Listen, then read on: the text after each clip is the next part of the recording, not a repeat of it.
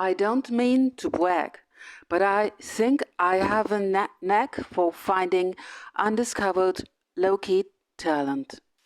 Voice actress, beep beep, was the third choice for Rachel. I sent scripts to 2 different girls in late summer 2016, but because I'm so impatient, I fired both of them.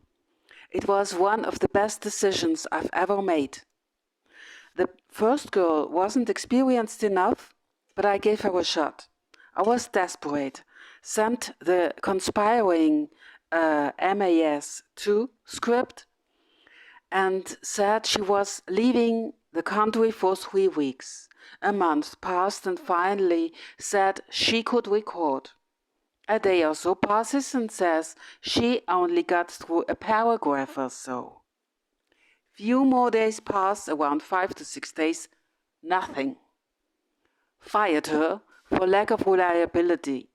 I know 5 days is a small window, but when I expect to have a voiceover, I expect it in a timely manner. Few days later, I sent another girl the same script. She seemed like she could be dark and crazy. Around 5 days pass again. After confirming she got the script, nothing. Fired. At this point, I'm beyond frustrated. I'm on the verge of being livid all over audio. Andrew did everything in his videos by himself. So if you compare what he did to what that the original Phantom cartoon had been all about, they had a whole team to do this, yeah? So he had to do this all on his own, but in the end, he could not do the female voices. That's clear, and there were only girly female voices in his videos. And yesterday, I've been walking through another social media net, which is called T.R, and which has, during the period when I was still concentrating on Ramirez, it could provide me a lot of interesting images, citations, and so on, because that other platform is more free than is honorable YouTube.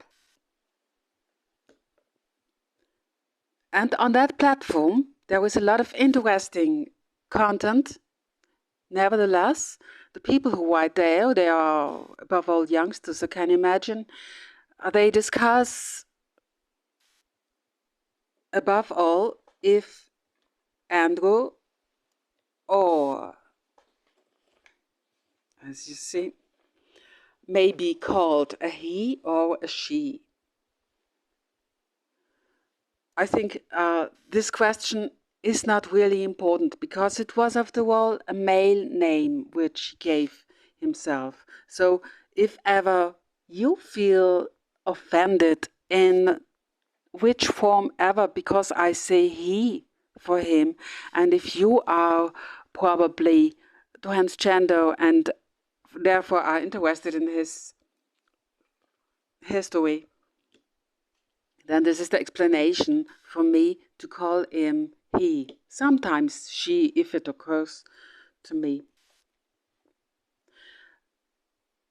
I have read a part from his journal that he wrote in February, I guess. I think I remember February.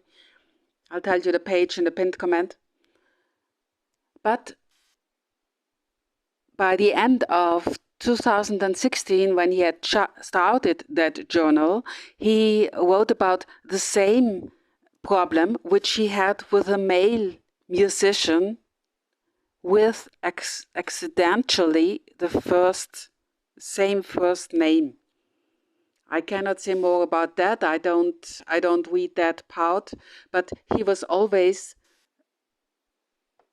confronted with this kind of frustration because he had his timetable, he had to finish that, and he needed these voiceovers. See you in the next video, and we're out.